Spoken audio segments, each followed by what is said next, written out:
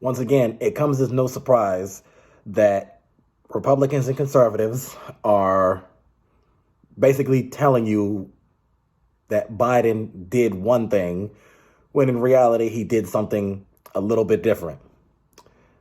Let's get into it. This shouldn't take too long. So, this was one of the things that we were pushing Joe Biden to do.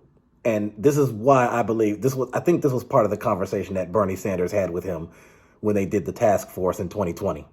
Now, Republicans are saying, oh, he's doing all this socialist communist stuff, and all he's doing is giving out free money, and he canceled everybody's debts, all of them. Okay. Here's the deal. So I'm going to tell you what he actually did, and I'll tell you what he needs to do. Now, what he actually did was he canceled $10,000 per borrower. Now, anybody who was on the Pell Grant, he canceled $20,000 for them. Now, he initially campaigned on possibly $50,000 per borrower, which would have been amazing compared to this policy here.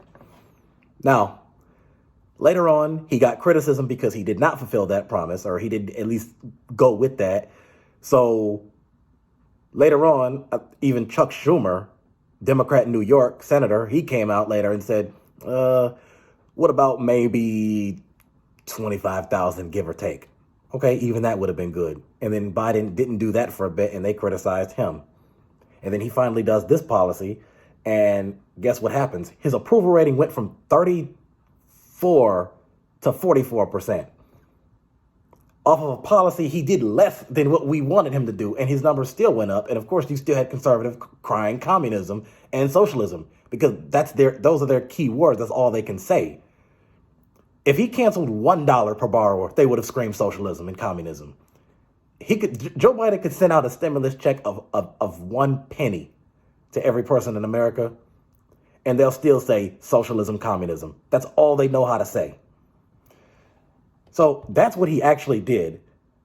And as a result, so that those numbers added up to be about 200 billion, because the student debt was at 1.8 trillion. So now it's down to 1.6.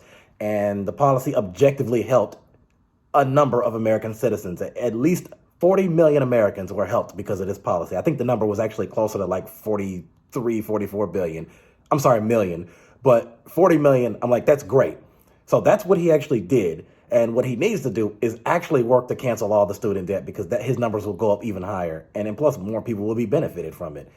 And people keep saying it's an unpopular policy. Well, then how did his approval rating go up 10% from even doing the bare minimum, from half-assing it? That his numbers were 10%, brought up 10% because of that. So you think his numbers would have went down for canceling more? If he actually did cancel 50,000 per borrower, he would have, his approval rating probably would be closer to like 50 to 55%, I'm guessing. Now, I know people are saying that that's not the only thing that brought his numbers up. I understand that there was a string of legislative victories that kind of helped improve those numbers. I know he had passed the gun reform initiative, the Inflation Reduction Act, the climate money, the PACT Act, the CHIPS Act. I know that there was a number of things that went on that kind of helped with that too. The American Rescue Plan, but that was earlier. So I said, so this tells you right here, maybe this is something that we just have to do. You know, not just for the sake of improving his numbers, but also for the sake of helping the American people. President Biden, I'm grateful for the policy, but continue to push forward and continue to do more. Cancel all student debt.